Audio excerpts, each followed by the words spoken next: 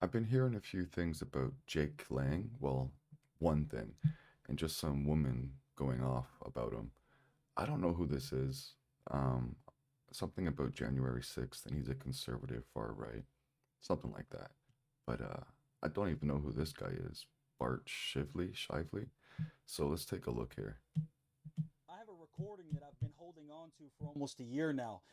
That recording is Bart Shively on his deathbed telling me and instructing me to make Jake Lang leave, to not come back, and that if he comes back, to call the cops. Now, I have a series of these audios that were recorded of Bart on his deathbed, of things that he wanted done. And I've held on to these because I didn't want controversy. I wanted to let that man rest in peace.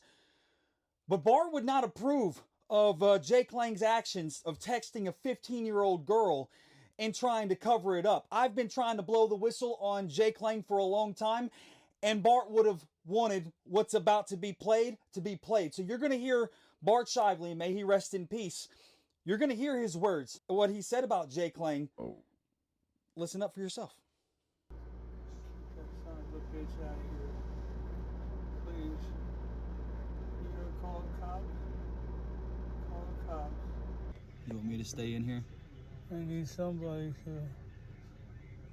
I don't want to be alone. Okay, I'm here. Okay. Just make sure Jake stays out. Make sure what? He's rubbing the shit out of me. He's bugging the shit out of you? Yeah, Jake? yeah. Okay. so tired. You mean to keep him out of here, or you mean to let him in here? What do you want me to do? He just told you, I'm man. just staying in the living room for now. Okay. Okay, I'll let him know, and then I'll come back up here, okay? Okay.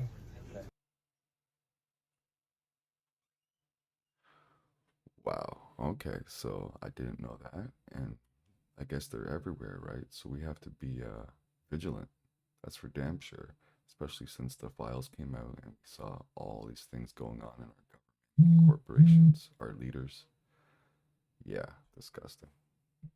Listen very carefully to the verse that is being recited here. Stand before you as the first Muslim mayor in our city's history, and this year as the first Jummah that I have attended in that new position. فرجه للمؤمنين على يديك وقتل الكافرين بسيفك. Oh, the killing of the infidels by the sword. For context, I grew up Muslim. I studied the Quran and Islam for years. I wore a hijab on my head. And the verse that you just heard is from the Quran. It's Surah 9, verse 5, and it's often referred to by many scholars as the verse of the sword. I mean, this guy kind of has no shame. On January 2nd, 2026, 16 different landmarks across the state of New York were illuminated in green to mark the launch of Muslim American Heritage Month. One of those sites being the One World Trade Center. The green lighting was chosen because green is typically associated with the religion of Islam. For some people, especially the families that were affected by 9/11, that symbolism felt like a slap in the face. I Felt would like it think was a slap so. in the face to me. And you want to know where I was during 9/11? I was in a Muslim private school with a hijab on my head, and we had to evacuate because people were calling the school and threatening to you know what. I can't even imagine what the families of the victims of 9/11 must have felt when they walked by the One World Trade Center and it was lit up green for the launch of Muslim American Heritage Month. What? And now we see a video circulating online of the mayor's first Jumu'ah prayer as mayor, and this verse is recited? What's going on? As an Arabic speaker who can read Arabic, I can confirm to you that that is indeed what that verse translates to. Other passages that are often discussed alongside this one is Surah 9, verse 29. This verse speaks about fighting opposing groups until they submit to a political authority and pay a tax that's called the jizya. Mm-hmm. And the jizya is meant to subdue and humiliate them. All of this, of course, raises a much larger question about symbolism, context, and how historical religious texts are viewed in modern political spaces. Let's just be honest for a second. If any other religion recited wartime scripture while a politician was present, would people stay silent about it? Honestly. Nope. They're all hypocrites, aren't they? Wow. Well, if this is true, this is probably one of the best pieces of advice you'll ever hear. It's 30 seconds. I hope it helps you. I used to be a debt collector for 15 years, and there's one question that would stop us in our tracks every single time. Ready? Just ask them. Can you provide written proof that you have the legal right to collect this debt? That's it. We hated that question because most of the time we couldn't. Debts get bought and sold for pennies.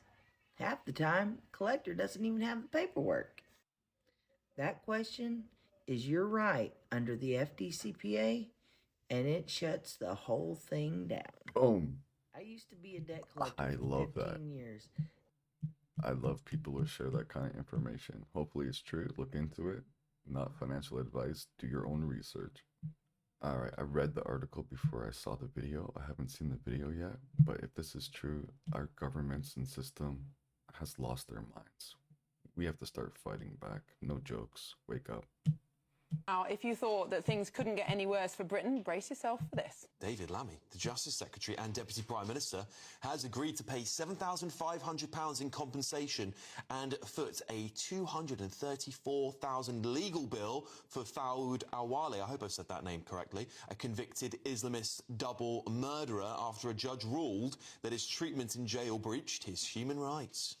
Well, this man took a prison officer hostage and demanded the release of the hate preacher.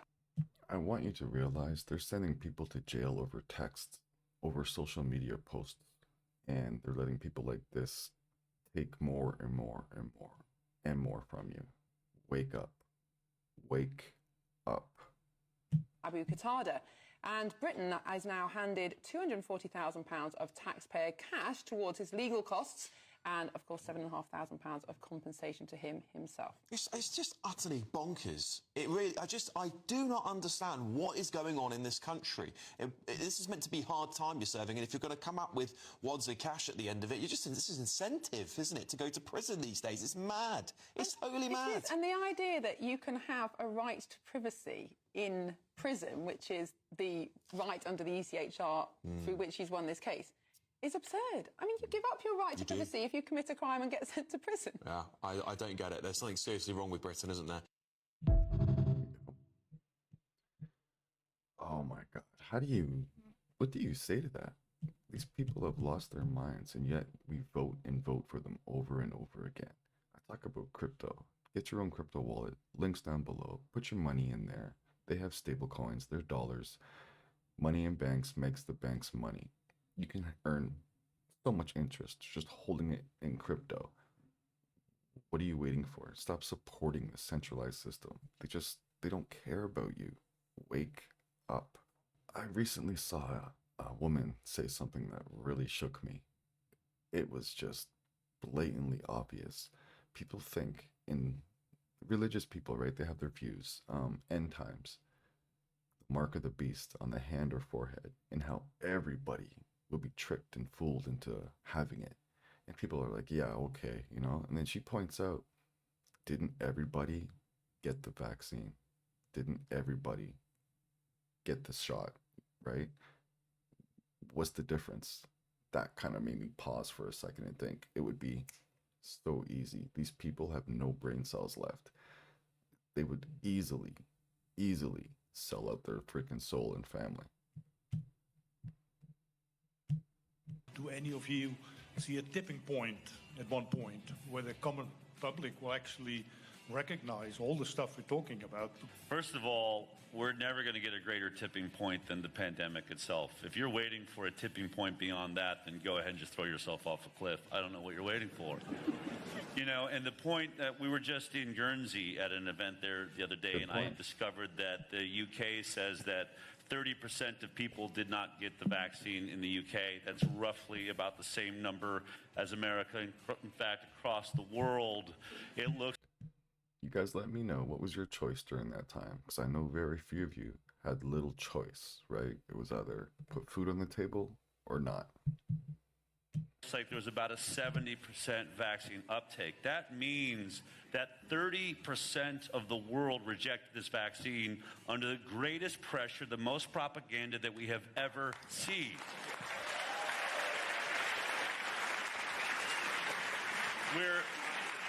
We're too used to thinking of that as a small number. That is a massive number because it has no apathy in it whatsoever. It means that those people. Think about that. That's almost half.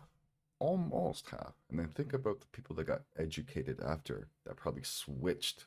I'd say it's more like 60 to 70, maybe almost 80% people were like, we're not doing that again. And the ones that aren't are the ones with the pink hair running around.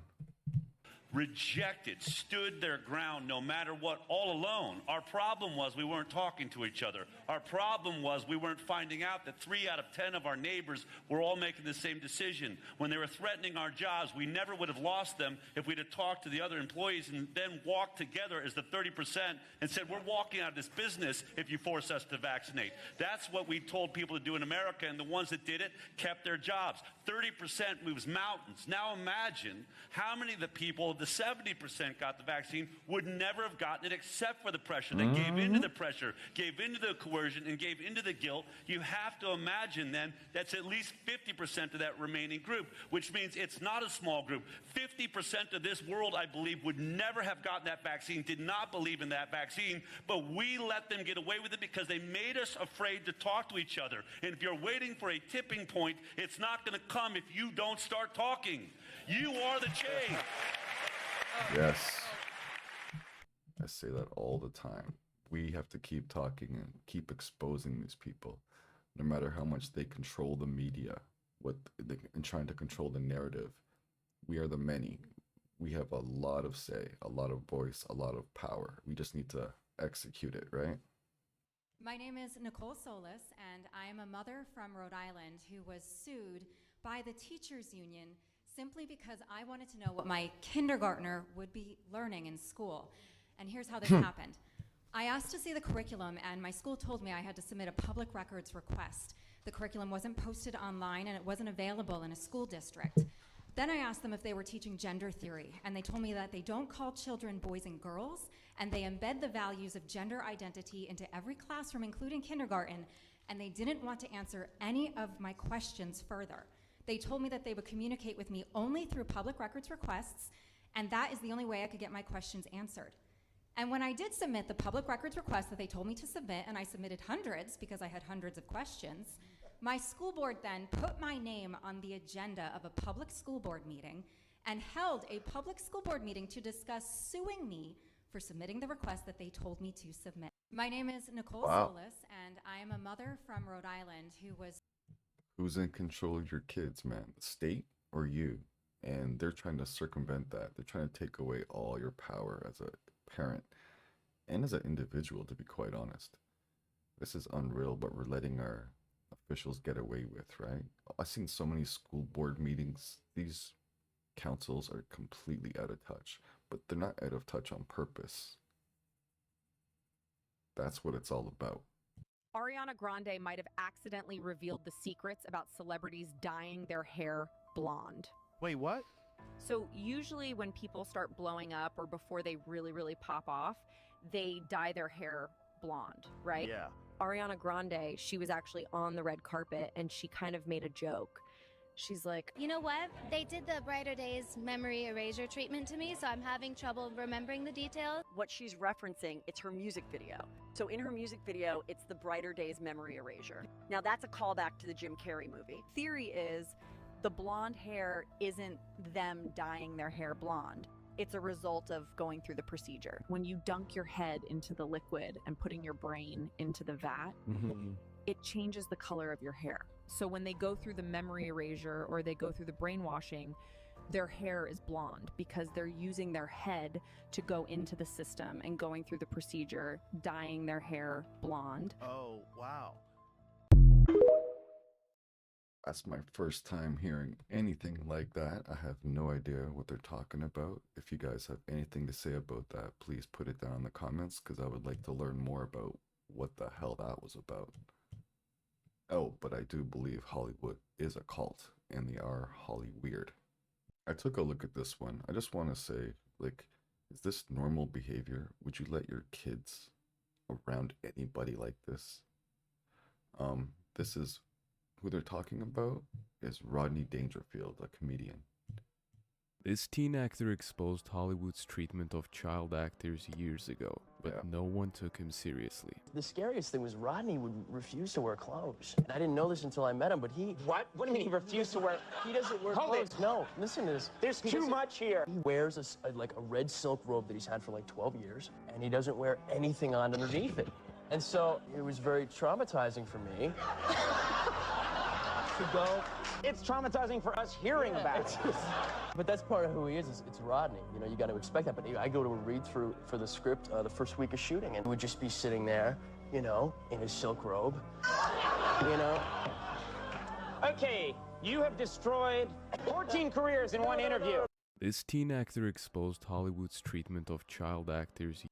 Yeah, that was for the set of Ladybugs. That was a kid's movie, so he's walking around showing his junk while doing a kid's movie. That's disgusting, man. Apparently he was like 15 at the time.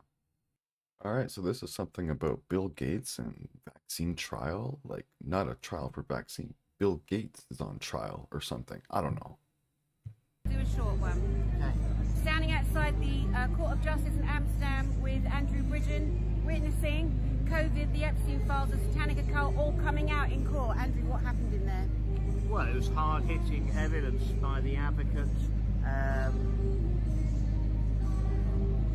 You can't put that back in the box. That genie's out of the box. It's on the record. The judges look very, very uncomfortable. We know that the judicial system is completely corrupt in the UK. What we're going to see now is when the evidence is all laid before them, how corrupt or not the system is in the Netherlands. And quite honestly, the only way to get justice now in the world is the judges have got to be more scared of you than they are of the people who are blackmailing them. And that pressure is building on the judiciary worldwide. Yeah. Looking at how many people are there today in court. Yeah. The people know, and the judges look very, very uncomfortable. Yeah. It's fascinating. It was so Absolutely awkward, and they weren't allowed to speak while evidence is being given and the case is being read, and it was incredible. There's like 13 black robe people in there, yes. 4 on the front bench. 9 against 1. Yeah. We'll see what the legal representative for the wealthy elite have got to say this afternoon. Exactly, but you know, the cards are crumbling. The house of cards built by the likes of Epstein, his gang, Bill Gates and those other genociding, paedophilic, satanic, baby-eating murderers, and that's what it is. We heard those terms used in court today. Yes. That wasn't being held back, so nothing, as you said, is going to stop this genie. It's out the bottle forever now. Andrew Bridgen, thank you so much. Thank you. I love it. I love it. That guy, wow. I forget who he mentioned. It was some official, some high-up person. He's been against the jab since the beginning, right? But I think he's taken it. But some official or somebody walked past him, and this guy is saying this story. He's telling what happened. He walked past him and said, "It doesn't matter anyway. You took the jab. You're going to be getting cancer soon." Wow, this is from an official telling somebody. Like, these people need to be stopped.